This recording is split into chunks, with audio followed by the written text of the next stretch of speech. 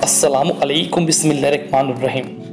प्यारे दोस्तों, आज की वीडियो में हम बात करने वाले हैं शब बारात की रात कितनी रकात नमाज पढ़नी होती है, किस तरह से पढ़नी होती है। पूरी नमाज का तरीका स्टेप बाय स्टेप हम आपको बताने वाले हैं, तो आप वीडियो पर आखिर तक बने रहिएगा, स्किप बिल्कुल मत कीजिएगा। प्यारे दोस्तों, शब बारात की रात आपको 26 रकात नमाज पढ़नी है। अब ये 26 रकात नमाज कैसे पढ़ी जाती है, आइए देखते हैं। पहली 12 रकात आपको 3 सलाम के साथ पढ़नी है, यानी 4 रकात की नियत बांधनी है 3 मरतबा। अगली 2 रकात पढ़नी है आपको, अगली 4 रकात नमाज पढ़नी है, 2 रकात करके आपको नमाज पढ़नी है। 2 रकात की नियत बांधनी है, फिर आपको 2 रकात पर सलाम फेर लेनी है। 4 रकात की नमाज पढ़नी है। इस तरह से होती है 26 रकात नमाज। पहले तरीके पर आते हैं। नंबर 1 है 12 रकात नफिल नमाज पढ़ना। सबसे पहले आप 12 रकात नमाज पढ़ेंगे। 4 रकात की नियत बांधनी है, सना पढ़ें, औज़ु बिल्लाह बिस्मिल्लाह पढ़ें। इसके बाद आप 1 मरतबा सूरह फातिहा पढ़ें, 1 बार सूरह अल कद्र पढ़ें और 15 बार सूरह इखलास यानी कुल हु अल्लाहु अहद पढ़ें। इस तरह से 4 रकात नमाज आपको अदा कर लेनी है।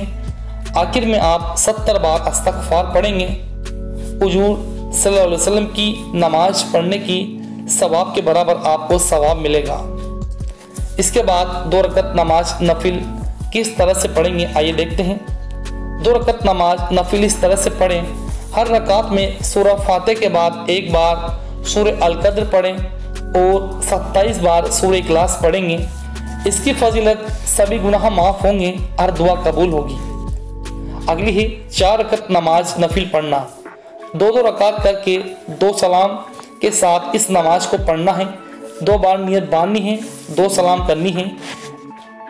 1 बार आपको सूरह फातिहा पढ़नी है, 1 बार आपको सूरह तकासुर, 3 बार सूरह इखलास पढ़ना है। इस नमाज की फजीलत है कब्र की तकलीफ खत्म हो जाएगी। अगली है 2 रकात नफिल इस तरह से पढ़ेंगे।